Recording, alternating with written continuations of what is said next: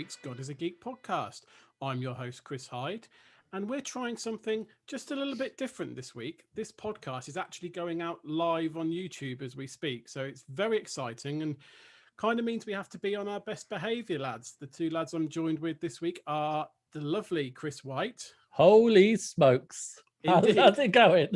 It's going well, mate. I wondered what you were going to say after Holy then. But I was paying is tribute to Mr. Carroll, that's all. Oh, thanks. Yeah, indeed. Mr. Adam Carroll. How are you, sir? I am very good. Holy smokes, back at you. Holy smokes, indeed. Looking at that haircut, for those who are watching on YouTube right now, you've had your ears lowered, mate. That's a very do you know what? I got a haircut, and the next day it was so raining.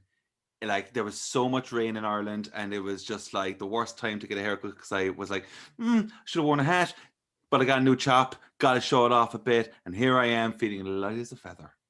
I always thought when someone said to me for the first time, you've had your ears lowered, I cried. Why? Because you genuinely thought that your ears got lowered? No. Because I was young. Like, it wasn't like 5 years ago. But I was about 10, and someone said it at school, and like I've always had I've been funny about my ears because they're quite big. And I thought they were just taking the piss out of my ears, and it was in the playground and everyone was around, and I just got upset. So yeah. So when I hear that, it kind of cuts back to my childhood. So thanks. I think your ears look great. Thanks, mate. I love them. I've learned to love them. Learn to love your ears. I've always found that whenever I say your ears lowered, I have to then explain it to people. So not very many people know what I'm on about. So I'm glad that I'm within good company. You are learning individuals. So, gentlemen, there's a few games to talk about this week, but I wanted to kick off proceedings with a discussion around Sony's State of Play presentation that's happened recently. Yes.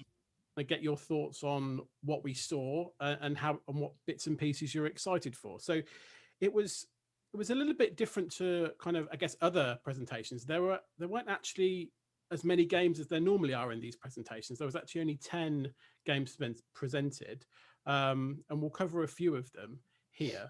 But I just kind of, before we start, I just kind of want to get your initial impressions of it, of the State of Play in general. I enjoyed it. It's unprecedented times. The people on social media are asking for like Elden Ring and Horizon and God of War, but Dying Light 2. Yeah, but it's not going to happen, right? Like it's tough to get these games out because of the restrictions on studios and whatnot. And it's hard working from home. So the games that actually were there were like, it was all extended gameplay mainly, and then there's a few surprises that we'll get to. But like, there's some games that were shown that I really, really fancy. Like Returnal obviously looks like a mix of all like Lost Planet and Dead Space and Death Stranding and all these kind of games. Then it looks really good, and Deathloop as well. Like, just looks insane. So there's a lot of stuff. Like the general impressions, I enjoyed it. I wasn't really expecting anything else. I think you're right. I think it's a sign of the times right now. I think expectations just need to be tempered. It's clear that the pandemic and the impact that's had on a lot of businesses it's having an impact, and we're feeling it now in 2021, probably more than we did last year. And I think this is just the way of things. It's, I say there were obviously 10 games, but 10 pretty good games, 10 all right looking games. There was less filler than maybe in some other, maybe like the Nintendo Direct, there was probably a bit more filler in that. There were 10 decent games, but you're right, it was probably more of extended gameplay than true surprises. There were a couple that we'll get onto, but it was fun, and there's definitely some good titles to be looking forward to in the next few months, which is great, right? That's kind of how I came away from it. Adam, what's your thoughts, mate? I don't want to be that guy, but I didn't think much of it. There's no other way of saying it, but like Caravan. Yeah, roll it in. It's just, after PS5, and I was saying this to Adam and stuff, like in a message, I was like, I have my PS5, and it kind of it weirdly feels like it's already old. Like it's just sitting there, and like I'm just waiting for like stuff on it. We all are, but like this state of play coming after like the Nintendo Direct and stuff, I'm just a bit like, and we can keep saying it, the time that we're living through, it's not great and stuff, but like I was just underwhelmed. Like we opened with Crash, a PS4 game, and I'm not trying to jump ahead, but we closed with a PS4 game. And I'm just a bit like, I understand that a lot of people still have PS4, don't need to cut that away, but I just want to see like a future of some games that are coming that I want and be like, oh, it's coming, it's there, like, you know, like it's just, they showed Deathloop again, and I'm like, Deathloop looks cool, it looks cool, but do we need that here? Is that all you can give us right now? Like, especially it's 10 games, we know what Deathloop is to a certain degree, but like, given that like this is the state of play, the first one of the year, I was just like, okay, all right, like. I mean, it's interesting given the conversation we all had last week. It's almost like we've changed roles a little bit from last week in terms of how we felt about the Direct to how we feel about the state of play. I mean, let's talk about Deathloop then for a minute, because I think I'm kind of in the middle between both how Chris clearly feels about it and how you feel about it, Adam. You know, I'm really looking forward to this game. I think it's going to be insanely fun to play, but I think probably out of all of the 10 games that were shown, Deathloop was probably the one I didn't need to see, because what we saw, I didn't get anything new from it that I hadn't already seen. The footage that we saw didn't kind of tell me anything I didn't already know. Yeah, it didn't put me off. I still really want to play that game. I still think it's going to be really fun to play, but I kind of feel like if Deathloop hadn't been in that state of play, I would still want it and I'd still be up for it. I didn't get anything new from it, whereas there were other games. Even the one, you know, even Crash, there was something more to talk about. Whereas at least Deathloop was just a video, and I didn't get anything more to. There was nothing more to talk about. It didn't feel like to me. Yeah, I think like just when I watch Deathloop, I'm like, this looks cool. But how much of this am I actually doing? It's one of those kind of games. You know, it just everything looks so perfectly timed. It looks smooth. It looks really mad looking. I'm definitely up for that. But I just think like when we get Crash and stuff, I was just a bit like, okay, does this like, it's when you just have the state of play be a half hour and then you get that much time on like something like Crash or whatever, I'm just a bit like, oh, we could have just had this as a separate announcement just tomorrow or whatever. Do you know, this state of play, we need to know about PS5. I want to know about the future of it and what we have. Like, where's Horizon? Just give me something to do with it. What were just like on a slight tangent, what was the first big PS4 first party game, and when did that come out in relation to the PS4's release? Jesus, if we're talking about first PS4, because I can never think before a time of Horizon, and there must have been like the other first party games, but I just can never think of them. Infamous? When it comes to, I don't even, yeah. But then Infamous Second Son, I think that was like years ago, and I think it's a difficult transition period. You're releasing a console at an awkward time, but I do think there was a lot in here for a lot of different types of gamers. It wasn't just like the Oddworld Soulstorm. Like, I mean, it's a very niche game now. Oddworld is, because like you play what did we play recently? What was it called? Came out on Switch, and it was like a remake of an Xbox Oddworld game. Oh yeah. But that was all right. But like that Sifu looks amazing. You know, the game from the Absolver developers. Yeah, Sifu. Yeah. It just resembled that fight scene in Daredevil in the corridor. Has it got something? What's going on? Like, does he get older when he kills more people? That was kind of couldn't quite work out what was going on there in the video. I felt like he just grew his hair and got older when he killed more people. I don't know if it's a metaphor or something, but yeah, I mean that looks really interesting. Like you say, proper like sort of kill. It's just the kind of. I mean, we could get another state of play next month. No, definitely.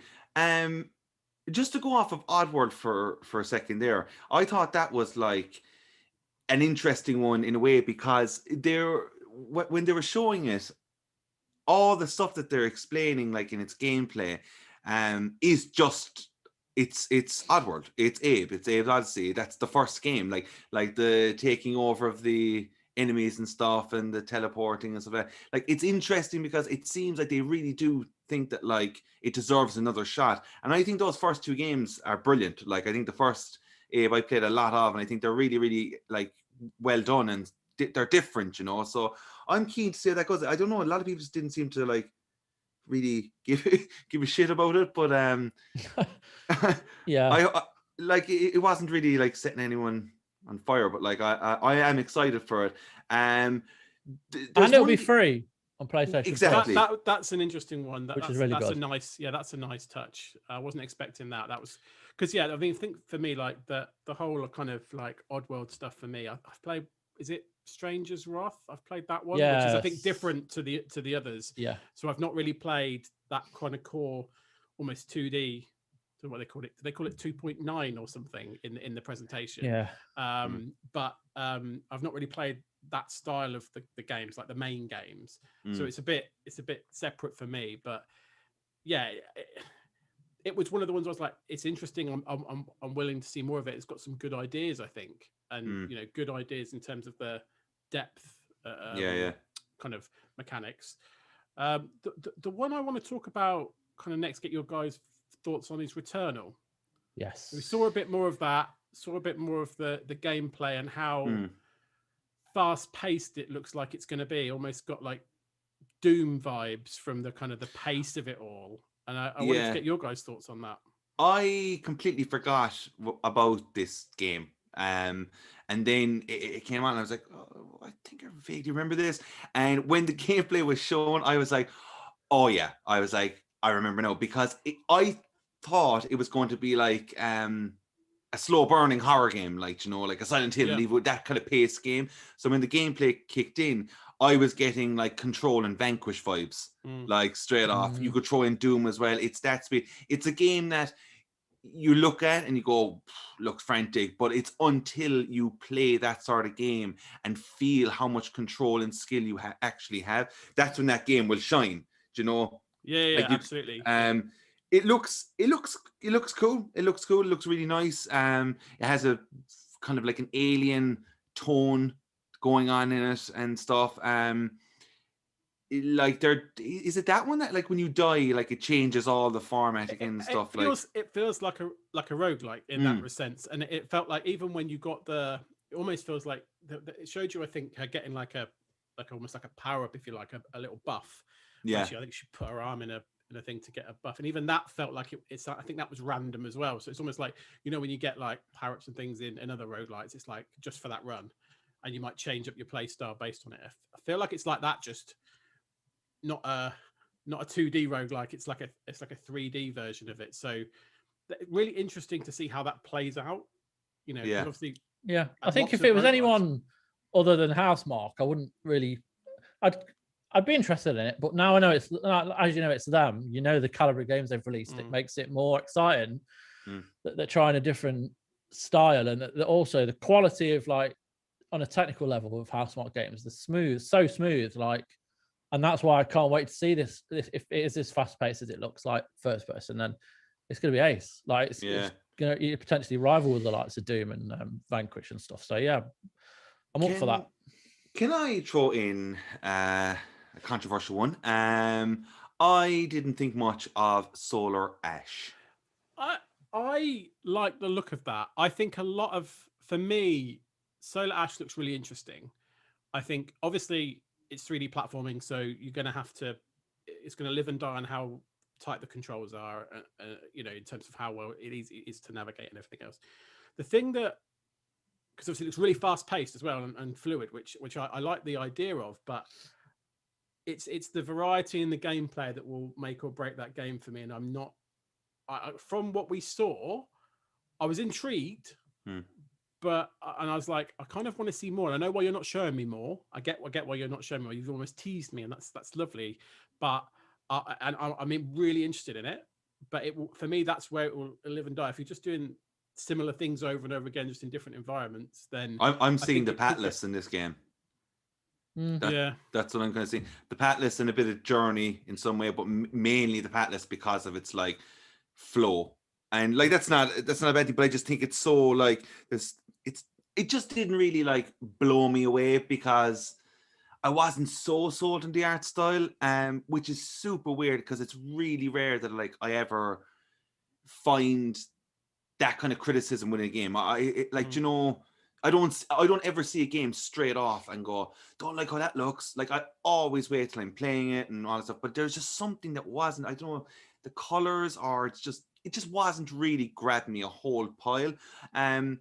It'll be interesting to see how it goes. Not like there's one game here, right, that actually did get my attention though, and I was like, that looked kind of cool. And I know about the game, I've never played it, but I didn't mind the look of the new Five Nights at Freddy's thing, like the security breach. I thought that looked pretty weird. In it's like when you're talking like horror games, and these are horror games that are like thrown out at like a younger generation, like the atmosphere that's created in this that we saw in the trailer and the colors and stuff, I thought they looked really cool because I don't know, like, is this a completely different take on a Five Nights, or that's it full out, but a Freddy's game, let's say, because the Five Nights at Freddy's thing that I remember is monitoring screens. Has it completely like changed now? I don't know if it's changed it. I think it's just adapted it for console because like I don't know if there's been a proper standalone Freddy's on consoles. Like they all seem to have been either ported or whatever across platforms. Like, but I remember playing the original one on the phone, and it was like revolutionary for mobile phone gaming, to be honest. Like, because I'd never seen anything like that before.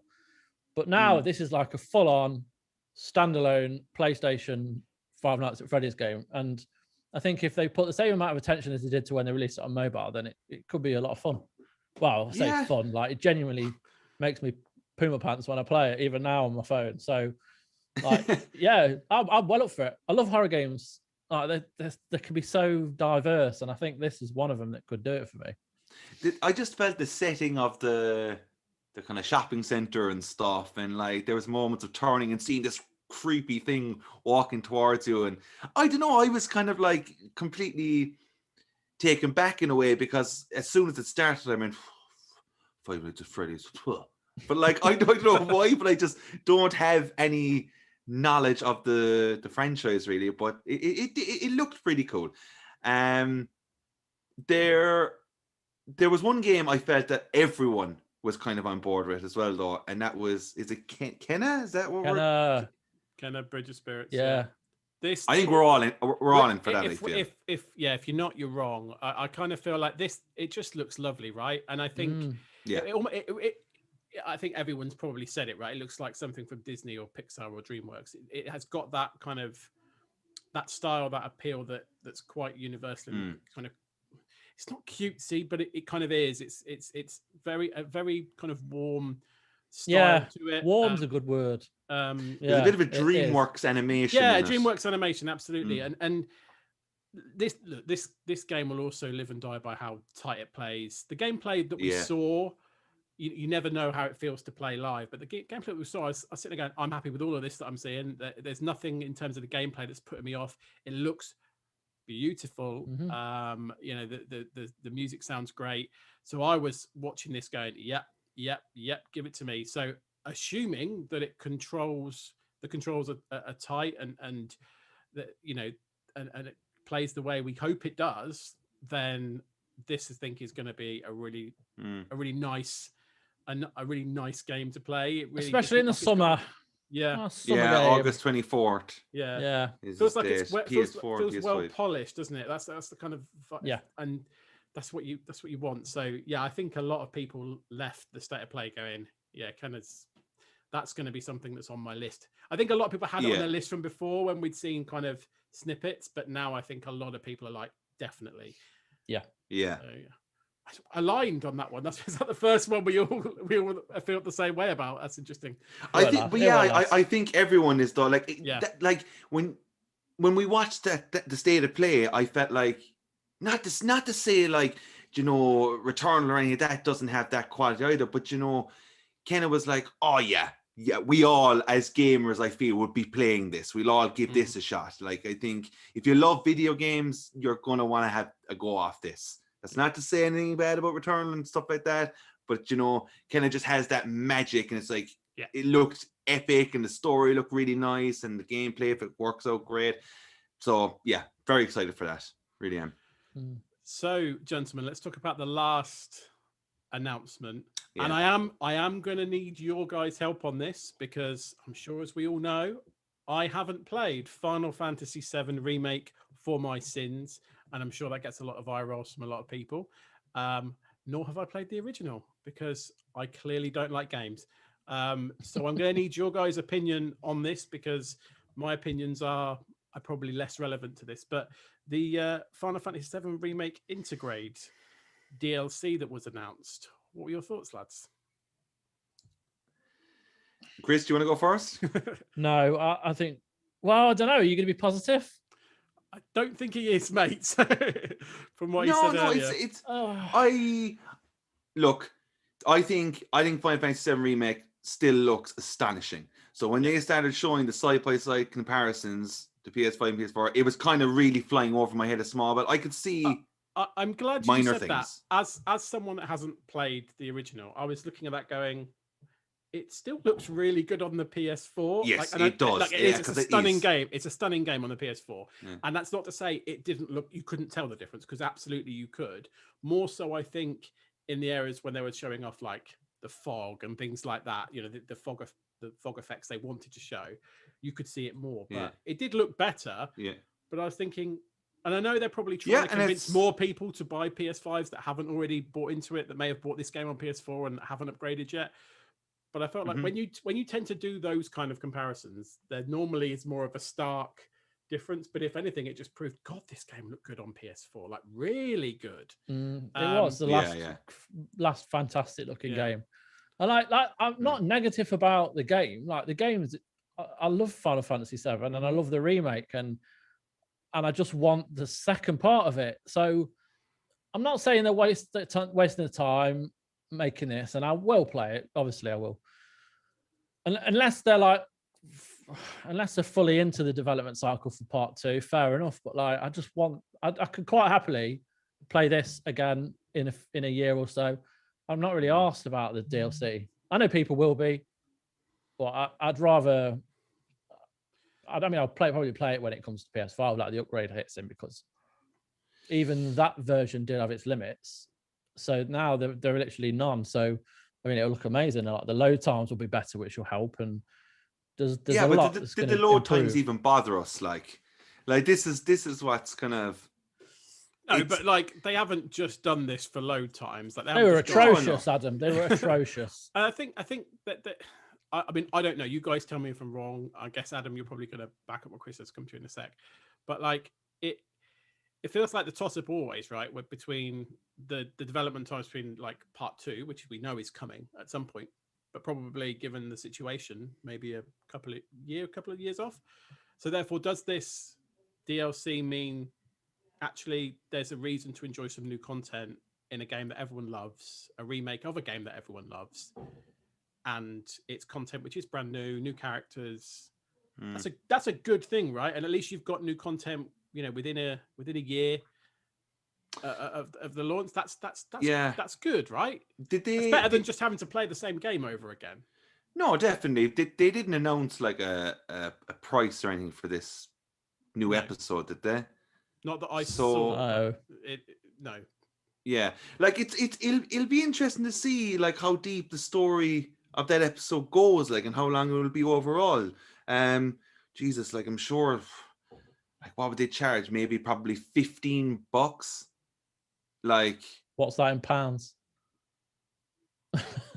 Yeah, $16.99. These days, £15. Yeah.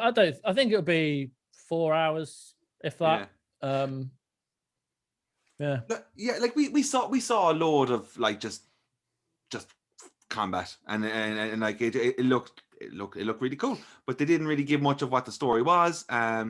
Like, so, and you don't really want to spoil the purpose of that character or who that character is really for anyone who hasn't played it. But, you know, like if you've not played the remake, holding off until like, was it, is it June 10th? June 10th, yeah.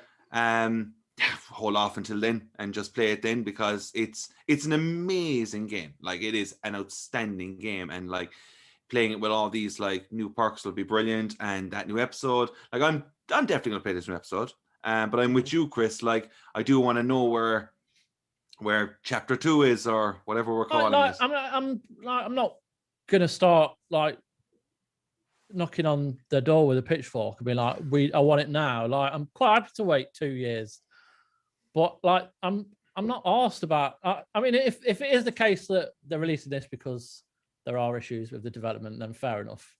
But like, there'll be hardcore Final Fantasy fans that will love it because of the character.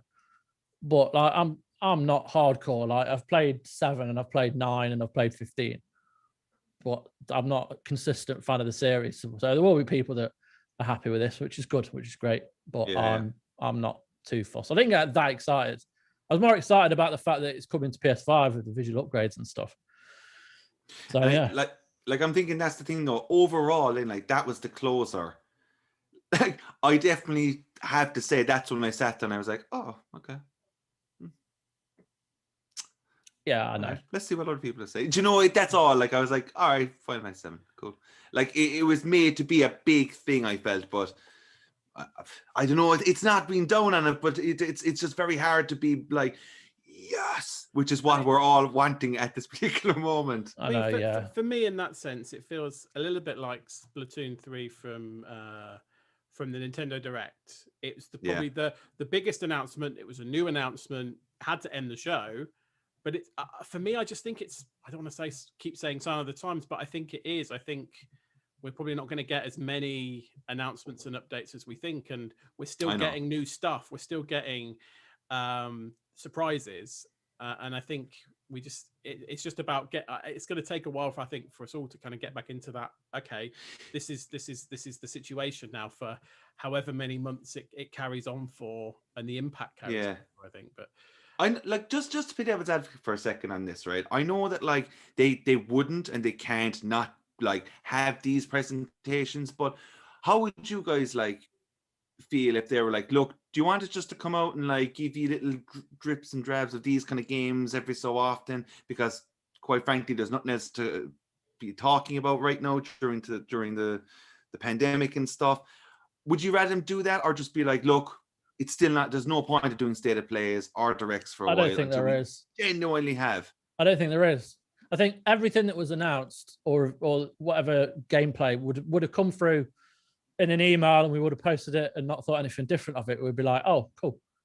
Like a lot of news that comes out at the minute, it's like the new trailer, new gameplay trailer's been released, or this has been announced. Like, there's no huge announcements that, like you say, that would necessitate a whole state of play. I know what they're doing, and it's a difficult time for Sony as well. So they want people to get excited for the console, but it's hard without any. Like, we know about Ratchet and Clank, and to be honest, fine by me. Like, if you know, I would like to see more of Horizon, and we all kind of expect it to be delayed, but I just would rather know just now, rather than rush to a release, because we know how that goes. I mean, I don't think they would. They're not the kind of company that probably would do that, but who knows? But yeah, there's no real point to them at the minute. I'm quite happy to just have them fed through via trailers here and there. You know. I mean, I'm in a slightly different place. I think there's a place for them. I think they need to be less frequent, and they have been, and I think we will see that. We haven't seen a proper direct for over a year, so I feel like there will be. They need to be there just to pulse the news, and I think that's right. But I think we should expect them to be less frequent and to have less shebang and less big reveals than they normally would until we get out the other side and we're playing catch up. And I think that's just the nature of things. That's how I feel about it. That's kind of the big kind of stuff on State of Play. The one thing I just want to say is, obviously we are live today, and had a comment from Deb Peak Punk, who agrees with us and says Kenna is Viagra, which I think just summarizes all of our feelings on that Absolutely. game. It's gorgeous. So, yeah, completely agree with you there, mate. Damn good Viagra. Damn good Viagra. But let's talk games we've been playing. So, Mr. Adam Carroll, what have you been playing this week, mate? So I won't spend too long on this, but I have been playing the Project Triangle strategy demo. Yes. And how is it, mate? I'm keen to know, because like you know my perspective on this. I'm nervous to touch it because we're 15 months away from the game, so I'm trying to hold off, but I'm also itching to play it as well. I feel like I could be here for a long time explaining the in-depth of the gameplay mechanics and all that jazz. Just overall thoughts, I fully loved it. Like they obviously have the demo out for you to fill in a survey after. And I think it was Dean in our Patreon Discord said it well, where he was like, he was filling out the survey himself and he just had nothing bad to really say. And I couldn't agree more with that, because that demo it's visually incredible, and that's no surprise really. I love that style from Octopath Traveler and stuff. But the gameplay was just great. It just works super well. Characters, voice acting, I was into all of it. It like story-wise, it's jumping all around the place clearly, and they even say that at the start of the demo to like, look, you'll get a fair like grasp of what's kind of going on, but like be prepared to be kind of confused. Like, this is what's going to happen. We're going to jump from chapter to chapter here, because they give you like at least, I think it's like 4 hours, if not 5, for this demo. So there's a lot to take in, and a lot of the systems are open to play around with. It feels brilliant. It works brilliantly. It just takes a lot of these kind of games from before and what they do well, and just for a demo and for a thing to come out that they want you to go, what don't you like? It's so weird to like sit there and be like, oh, I really just want the game now. That's what I don't like about this. I just want the full game. That's my problem. Story seems really great. As I said, voice acting and stuff like that. Loved it. I'm actually going to play it again, because it's kind of like just that thing of like, I want to see the art style all over again. And if you are like, I know like you were saying there, Chris, that like you don't really want to play it because the whole like it's a long way off and stuff. Yeah. I just feel when it comes around, that game is going to be not very different, but we'll be after playing enough games that like you'll be kind of after maybe forgetting about the demo. Do you know what I mean? It's I would say everyone should give it a shot if you're interested. I might just play Octopath Traveler at some point. Yeah. Because I still haven't touched that. Yeah. See, that's the thing. Like, playing this made me start Octopath again for the third time. I need to. Because the thing for me, like, well, 2 things actually with this game that I just wanted to check. So obviously the 2 main things that I would be interested to learn about how it plays in demos, obviously the main sort of battling. So the kind of like the grid-based battling stuff, and then the decision stuff in the story. So you're saying it jumps around in the story, the chapters and stuff. Is that so you can see the ramifications of the stuff that you do? Because that's the kind of thing they were pushing, isn't it? Yeah, I think so. Like you get given like choices of dialogue, obviously, to pick, and that's why I want to play it again a second time to see like the difference. You know, because some of the choices I was picking seemed to be going pretty well. Like I was making my players happy with my other character stuff happy, and it all worked out. But like it's interesting because there's so much depth within each character that's on the battlefield, and like you hover over it, and there's all these just stats and like skills, and like trying to figure out where you should lay them all out is obviously the aim of the game, but you know, you're taking in a lot from the word go. But there's loads of cool things like using the environment. So like if you're like all on the ground, whatever, and say there's like the wall and there's a ledge on top, like this really high, you can like get your characters up there and they can do like extra damage from that point of view and stuff. So it kind of opens up that way. And there's a lot of like, you know, if you both flank from either side, like whoever's turn it is, do an action, and then the characters on the other side will automatically do a counter attack as well. So the building and stuff for fans of this style of game, they seem to be doing no wrong. Like if you like this type of game, you're gonna really like this. And I'd be surprised if you wouldn't, you know. But there's nothing wrong with it, mate. That's yeah, perfect demo. That's it, and it's really funny. Like it's not really like, this isn't spoilers at all, but like there's characters like in the story that just get like killed to the level of like Game of Thrones. Wow. Like it just happens like really quickly, and you're like, oh, whoa, like this is getting heated straight away from that, like instant death. You're like, is there going to be a red wedding situation going on here, or what's happening? So I want it even more. Yeah, I'm gonna have to do it. Definitely play the demo. It's well worth it. So I've been playing that, and then if the only thing I've played after that is I've actually started Days Gone, which is like, have you? Yeah, I Nice. started Days Gone because I did not give that the time it deserved at all. I think I started it and it was just a bit like, I don't know why, maybe just wasn't feeling it at the time. So I have it now playing on the PS5. It looks superb. Wowzers on this update that they did for the PS5. It looks really, really good. And I'm vibing it straight away. I am now like really enthralled in the universe of it.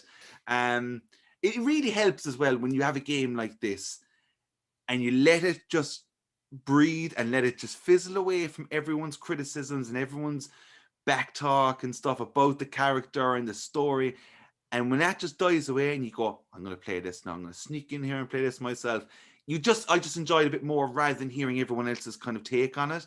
Yeah. I think the melee combat is fantastic. Like it's super violent, and it like the whole dodging out of the way and stuff like that. I know the game is apparently long and it probably drags on and gets repetitive, but as it stands, the world is really cool, because the reason I ended up starting it this time around was because I started continuing my journey in The Walking Dead. So I was kind of like in that world, and I was like, I want to play something like this now, and then Days Gone was just the right thing. Watching Walking Dead. Yeah. Whereabouts are you? I am just midway through season 4. Like, right. So I binged that all the ways up to that during the first lockdown. I was like, I'm going to start The Walking Dead. And I binged it, and then I just, when you binge a show and you kind of get a bit burnt out, I got that, and I got to rest a while now. Yeah. I've seen a lot of violence in that show. I was like, binging that is horrific. Yeah, but so yeah, thoroughly enjoying Days Gone. I'm going to continue that now for a while, and that's kind of about it. A bit of Switch stuff here and there, but nothing else really to report. Deadbeat Punk Live has said he finished Days Gone recently as well, and that he loved it. So you're in good company there, I think, mate. So excellent. Yeah, amazing. Chris White, finally, we've been kind of teasing it for a couple of podcasts now, but you are finally a man unleashed and can talk about your entire feelings on Bravely Default 2, mate. So you have the floor. What a ride. What a ride. Short game. Yeah, really. Jesus. It's hard to just dive in because there's a lot. I have a lot of feelings about this, and it's kind of, to critique it as a game you would play over time rather than not rush through it, but kind of get as much done as you can to give an honest opinion. And whilst like the time I've had to review is, they've not like gone, right, you've got a week, on you go. They've given us plenty of time, but you're always in the back of your mind with games like this, you're kind of like, right, I need to play through it and get a solid opinion of it. And it was very evident after the preview, funnily enough, at the start of the month, where it really started to pick up in terms of its difficulty. And I'm familiar with JRPGs, we all are. We all know that many of them require a certain amount of time grinding to be able to get the most from your enemies. So in terms of like gaining XP, gaining items, gaining experience and how to fight them, because quite often than not they'll pop up again at a harder level. And you obviously got a lot to learn in Bravely Default with in terms of like the elemental damage you can do. Certain weapons have like more effect on enemies that are weaker to them. Then you've got these job roles, which are probably the best thing about Bravely Default for me. So you've got a lot to learn. And then as you kind of progress through it after the first 2 chapters or so, I mean, there were times in the first 2 chapters where it was difficult, but you would go away, grind for a couple of hours, come back and feel, you know, you learn enough substantially to progress. But what it starts to do is require more of your time in terms of that grind and getting those XP points to level up your character, which in turn gives you more health, like a higher health bar and a higher magic bar. And your job roles, which I might as well just dive into these because these are fantastic. So at the start of the game, your 4 characters, they never change. You are always going to be these 4 characters. Every now and again, you'll have an NPC join your party who you can't control, but they've got their own kind of skills and abilities and whatnot that they could use between your turns. So you all start off with a job role. And these job roles are things like a freelancer, which you can choose to, like, in one of your actions, you can choose to kind of examine an enemy, so it gives you detail on them. You can also forage for items whilst in a fight. And then there's a thing like a vanguard, which is more aimed at kind of sword play and you know, using that. And they do damage, but they also kind of knock an opponent for 6 and kind of delay their turn to then fight back. But you start to pick up more as you go along, and like there's things like the berserker, which essentially you're an absolute badass and you can do a lot of damage, but you also need to be careful because like one of the attacks as a berserker, you can do like untold damage, but your weakness is completely, like, you're completely weak to enemy attacks, so there's no defending for like 3 turns, I think it is. And then there's like, you can unlock a bard, which is incredibly useful, and they can kind of sing a song and it completely protects your team, like improves their defenses by 15% physical attacks. You can then use the bard to make opponents have got a chance of falling asleep. There's the monk, which has got a load of flipping cool moves. Smooth. Keep it going. Keep it going. Didn't actually say it. You're the champ. Keep going. So yeah, they've got a load of like moves that they've got elemental attacks. So there's like a spinning fire kick and there's like a huge knee drop. So they're amazing. And there's a lot that you'll learn throughout the game in a lot of different ways, which you'll experience for yourself. But it's kind of selecting which roles for each party member you want. So I started off as a vanguard with my character, and as a sub role, sub job, you can select your main job, and that main job will level up the more you fight. So the more you fight, the more skills you unlock, the more up the ladder you go.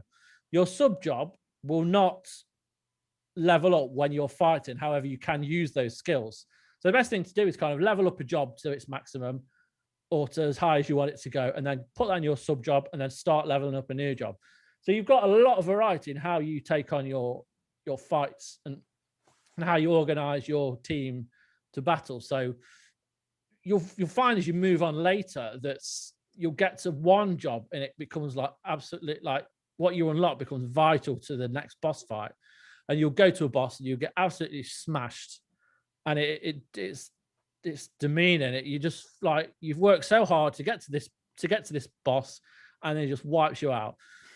So you go away and you unlock that one skill and you think, right, that's going to be amazing. Like, there's one skill that the white mage uses, which you can assign to anyone, like any of your characters. But I assigned it to Gloria, who was like the princess of this place. Do you not like Gloria? I love Gloria. It sounded like it was signed to Gloria. No. She never attacked. Gloria looked at me the wrong way. Now she was my white mage for the next 20 hours. Yeah. Oh no, white mage is the best class for it, like the best job for me, because it's all about healing. Yeah. And like I learned one skill which could bring one of my party back to life with full health, and that became amazing. So I absolutely love that element of it. And then, like, yes, it is difficult, and you know that I struggle at times. But if you're playing this and taking your time through this world, there's a lot to it that you will love. Like the story, we talked about it in the preview being pretty generic. You know, these crystals you have gone missing, and you have to head to different worlds to locate them. And that in that way you'll save the continent. Yeah, that's pretty average stuff. But it's the stories within the story that like quite tragic at times, and like quite dark. Oh, I wasn't expecting it. Like the story, and I mean the place is called Wiswold. Like what an amazing name. But there was a story that happened there involving a couple and their child. But it kind of made me feel like that scene in Assassin's Creed Origins where the kid's being like held underwater by that stone, like the ropes attached to her feet. Do you remember? Mm-hmm. In Origins, where that child's basically been drowned. It kind of hit me like that. But I'm not crying, by the way. I've just got a frog in my throat. But like, just in terms of the game itself, it's a real like time sinker. And if you're looking for that on the Switch, then and you've got the time to put into the leveling system, like it's fantastic. Can I ask you a question regarding the Bravely and Default gameplay mechanics, which is what they really kind of sell this game on? How did you feel about it? How deep did you go with it? Like, did you kind of like obviously for the first few hours, if not, you could probably play the whole game, but like, did it ever get to a stage at you where you just didn't really think about that gameplay mechanic? You just kind of went in with your attacks and your spells, and when you get like, how deep did you go with that mechanic? You kind of, after 4 or 5 hours, it all kind of becomes second nature. So everything you do, it's already implanted into your head, like exactly how to approach every enemy. So like the Brave default becomes second nature. You kind of do it without thinking. The spells and like you do learn new jobs, so you do kind of incorporate them, but it's essentially like a sign-in for a football club. You've already got your main team. Someone comes in and they slip in and fit into everything. And I think I know it well. Yeah. Just gonna wait for Adam to give us some examples. Well, it's like when you've got a nice soup that you always eat, and then you slip in a new ingredient, like a leek. I love a soup. No, we're talking it even business. better. Yeah, so there you go. So yeah, it just kind of all. The only thing that bothered me was there's no particular pattern in terms of how an enemy attacks, which is good at times, but when you're fighting a boss for the 10th time, then sorry, I just saw a note along the bottom asking me about taking me a drink from for your trademark big bottom ring. You've had bigger. Bigger. Yeah, that's true. I've heard you take much bigger. This is a 1.25. I feel like I've let you down. It's not a full 2 litre today. You have to return next week with an absolute mammoth. Is that the sugar tax again? Bloody sugar tax. Did you ever get the 3 litres? 3? What? Yeah, we had a 6-hour D&D session the other day, and we bought 2 3-litre bottles of Coke Zero for me and my mate. Jesus. And we pretty much did them both. Yeah, I do. I very rarely get the 3-litre, but is there a Coke Zero in Bravely Default? No. Shame. The thing I was going to ask, Chris, just because I obviously read your review, and it's the best review out there. Go and read Chris's review. Bless you. Thank you. Better than like IGN's. Yeah, I'd say better than any. I wouldn't want to name specific outlets. But I'd like kind of the vibe I got. Obviously, we talked about it in the preview before about the grinding. We've talked about it before. But what I got from your review is the sense that you kind of touched on it, kind of when we've been talking there. once you get kind of through it, you unlock enough for the reward to be worth it. And so it feels that certainly with the obviously the score as well kind of implies, I think you gave 8 out of 10. That there's plenty here. You have to go in with your eyes open that there's a grind, but it's not all about the grind. There's plenty here in terms of things that you unlock, things that you can play around with, things that there's some nice little bits to it. Like the expeditions thing, like I should mention, is really smart. And it's a way for you to get items without even playing the game. So like there's certain buildings in the various cities you visit, and they allow you to start an expedition. And the way it works is when your game is left on, so say you auto save it or save it or whatever, and then you put it into sleep mode, and you come back 12 hours later, it will have gone through a whole expedition. And it's essentially like a text-based kind of timeline of all the things you would have done whilst being away. So it'll be like you found some enemies and you beat them, and then you found a big box of treasure, and in your treasure, it'll open the treasure box up and it'll have like 2 experience orbs to unlock or whatnot. So that's a really nice element. There are like little card games to play. There are tons of side missions, and the majority of them are like one of the things that really annoyed me is this flipping sandwich mission where I had to take a sandwich to someone, and then he was like, "Oh no, can you just take it back? I don't want it." And then you take it back, and the woman's like, "Oh, but he ain't got anything else. Take it back." And then you're like, "Oh, for God's sake!" So you like go back and forth, sorting out this domestic of over a sandwich. Hang on, what's in the sandwich? Oh, I don't know. Come on, we gotta know. It did specify. It's not a Pringle sandwich. Not a Pringle sandwich. No, it wasn't. Really clear. I'll look back through my mission log and I'll let you know. Maybe sardine and for God's sake, sardine. I was at like a fishing village place, so it may sardine sandwich.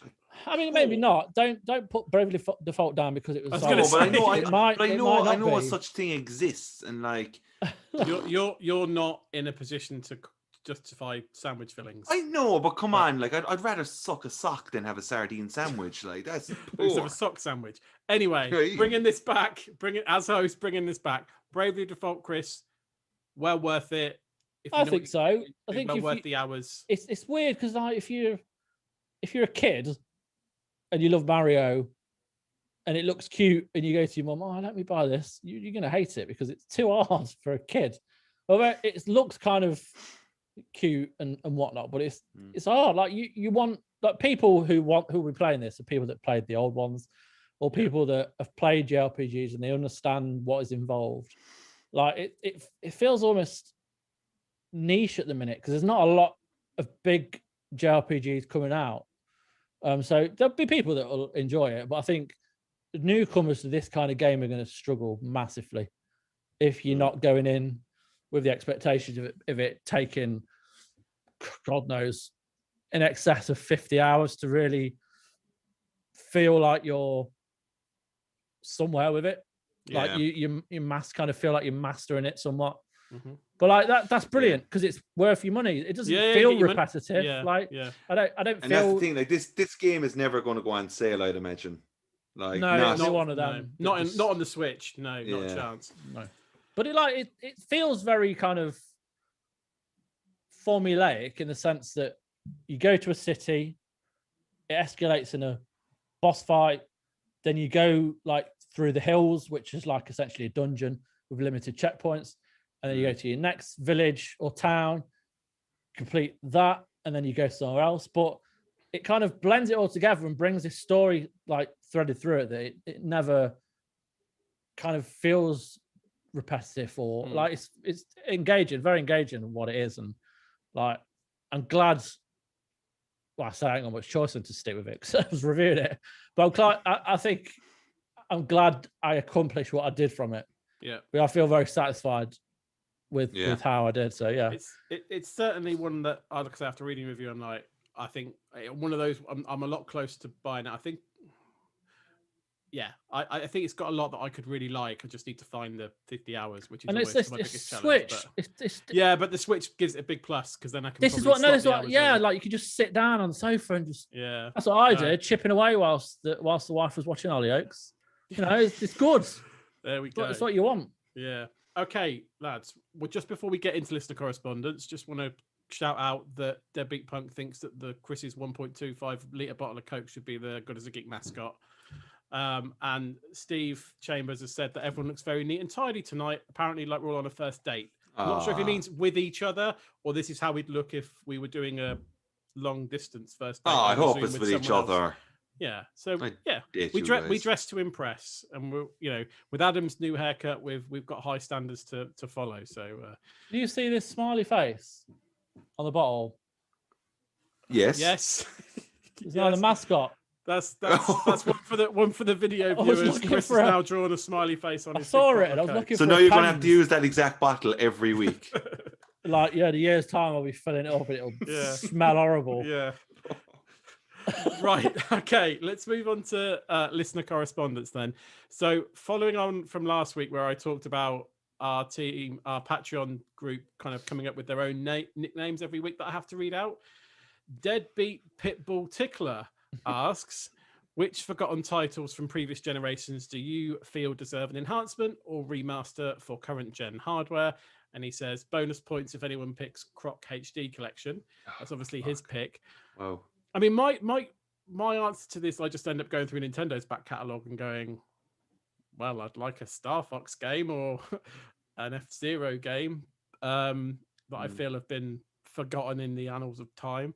But what about you guys? What kind of titles or series? I mentioned it a couple of weeks ago, and it's because I love it so much. But I would love to see a full remaster on PS5 of James Pond. Yeah, I remember you saying James Pond. Yeah, like that game was so bloody good. I ruddy fantastic it was, and I would love to see like James Pond 2 RoboCod once more. Like, oh god, so that would be mine.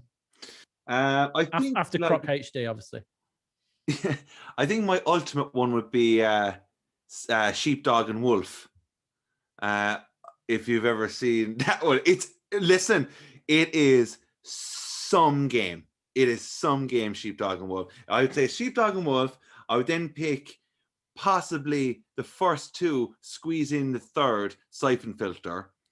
And I also wouldn't mind, I can't remember, I know 2 wasn't that great, but I did play a lot of the very first Fighting Force. So I'd like a shot off that as well as a remaster. They're just like old school, like PS1 games, but I'm telling you. Oh my God. Yeah, I've just Googled it. I remember this. What? Which one? I just said 3 amazing games. Sheepdog and Wolf. Yeah, Sheepdog and Wolf, PlayStation. Man. Yeah. Yeah, Wile E. Coyote. Well, it looks like Wile E. Coyote. But when Sony PlayStation had their like magazine, the official like PlayStation UK magazine, that came out. Remember they used to give like that star quality logo on certain games. Like Sheepdog got a 9 out of 10. It got boom straight on it, and I remember buying it and thinking it was outstanding. It's an amazing game that deserves to be brought back to life. Fantastic. Along with Croc HD. Okie doke. McPoo asks, which in-game food or drink item would you like to try a real-life version of? Adam, you're the food expert, clearly. Oh, do you know what? Recently, oh yeah, this is a good question. Jesus, what's it called in 13 Sentinels that they're always eating when your man's eating? Is it a supper pan or something like that?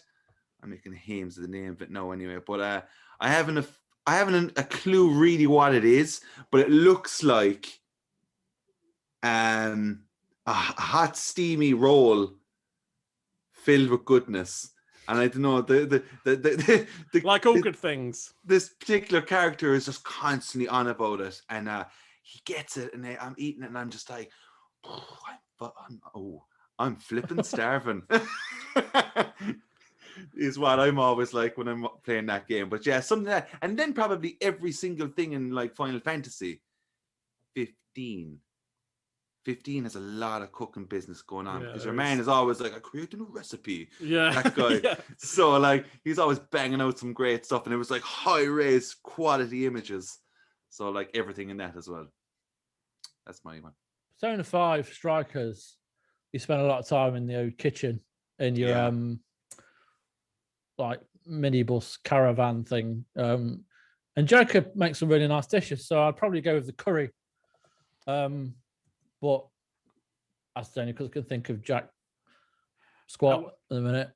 Our silent producer, who I didn't mention at the start, but this is a very, very kind of official, well-organized live podcast. We have a silent producer working with us today. He's Adam on your one. Is it Yakitori, the thing you're talking about?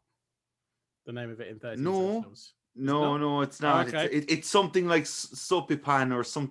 It's something like that. Yeah. So he says silently.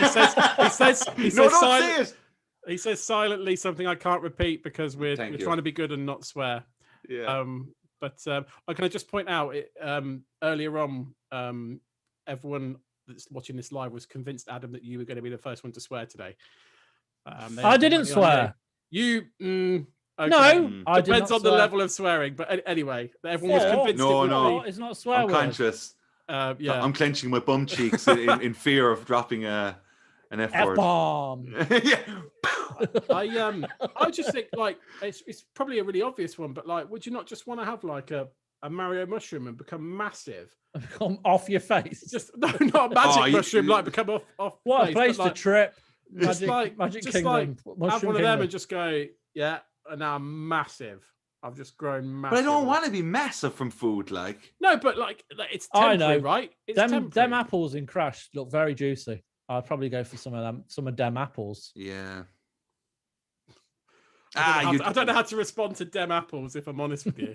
We've suddenly got very Dem Apples is a podcast title. We've suddenly got very gangster all of a sudden. And brother, I'm always gangster.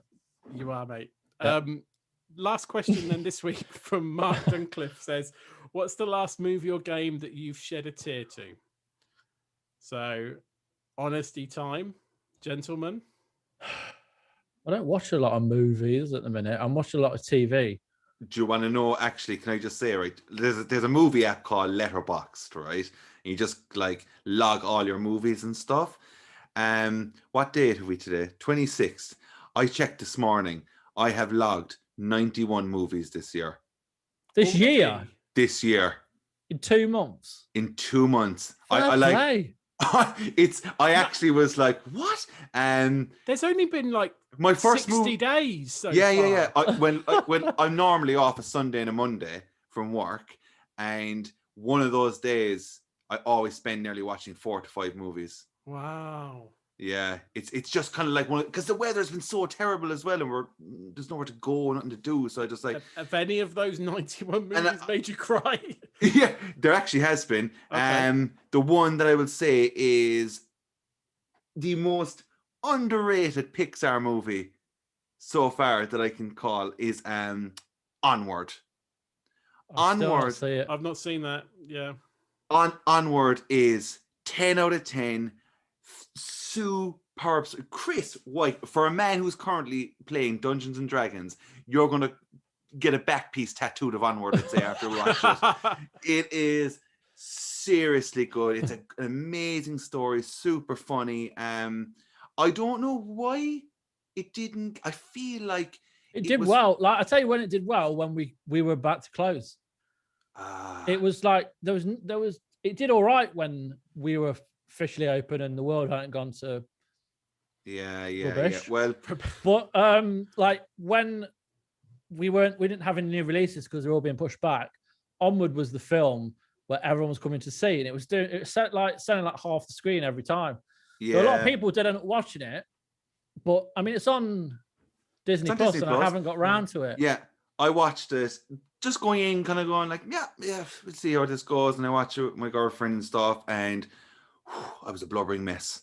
I was a blubbering mess of happiness, and it was just such an amazing movie. It's definitely the best Pixar movie since Up that I've seen. Personally, wow. So please, for the love of God, everyone. Well, I have Disney Plus now. We got it last week. Hey. And like literally, we've watched 4 Disney movies in a weekend. Like we don't watch any, and then all of a sudden we've watched 4. So we're definitely going to get It's the Any best of them make thing you ever. cry, Chris? No, so I was struggling with a film that makes me cry. I think the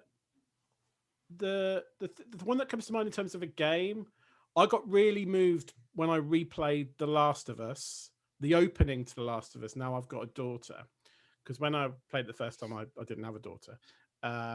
So that really got me because of what happens in the start of that game, but also the bit in the middle where Ellie and Joel have their big fight, and she kind of says the lines about being alone, apart from having Joel and stuff. That interaction always kind of, at the very least, gets me shivers down my spine. At the very least, as kind of emotional moments that come to mind. But they're probably the most recent ones I can remember. I'm obviously hard and don't ever cry and show my emotions, obviously. But yeah, they're the ones that come to mind. So the last couple of moments in that game were the ones for me. How about you, Chris? I can't think of anything recently other than Dead Pete Pokes has said Hard Lad Hyde, just so everyone wonders why we're laughing. Do you know what? Right. There is a game, and I can't talk about it, but it's a great way to hype next week when you'll get a lot of content on this particular game. But I played some preview something recently, and there was a moment in a preview where I wasn't crying, but quite emotional. And we'll get to it because it's. No, just tell us no. Sure, we're here. Okay, so I played a game called Westworld.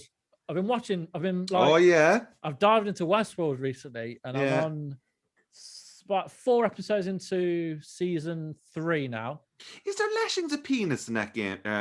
That show? There's PPs and boobies and yeah, I feel like I saw a lot bushes and bottoms and all sorts, but it's fantastic, man.